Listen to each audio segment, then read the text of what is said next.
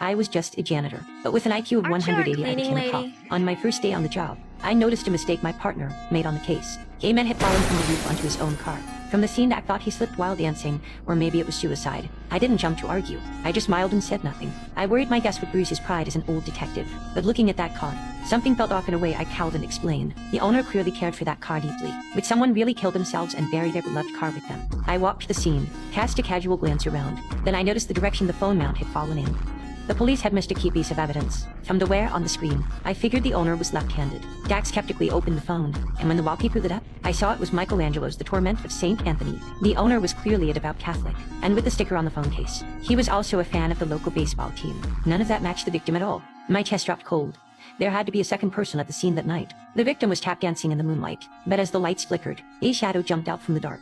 My reasoning left no gaps. Yet Dax's face went a little stiff. I could tell he felt uneasy around someone with my kind of high IQ. Now we just had to find who had been on the roof last night. Then evidence showed up fast. When we visited the victim in the hospital, his friends happened to be gathered in the hallway. I caught details in a flash.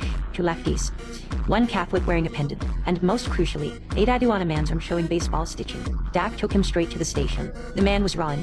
He denied everything, saying he and the victim were like brothers and would never push him. I was burning inside. I almost shouted outside. Why waste words? Just take out the phone, can't you? Sure enough, faced with airtight proof, Ron had to admit he was on the roof last night, but he still argued, saying they were just practicing dance moves. When someone jumped out of the dark and showed the victim, without proof the police wouldn't buy it, and the cameras only caught a car turning into the alley. They couldn't prove how many people were at the scene. I flipped through the file and my brain raced. Everyone else thought there was no third person, but my gut said something was wrong. He might.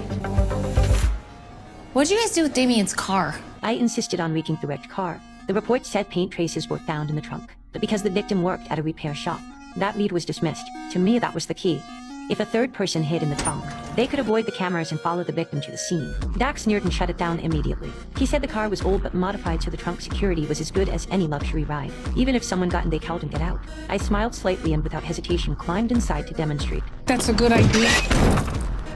Dak was ready to announce I was wrong, but just then the trunk popped open. I crawled out laughing. The latch had clearly been tampered with.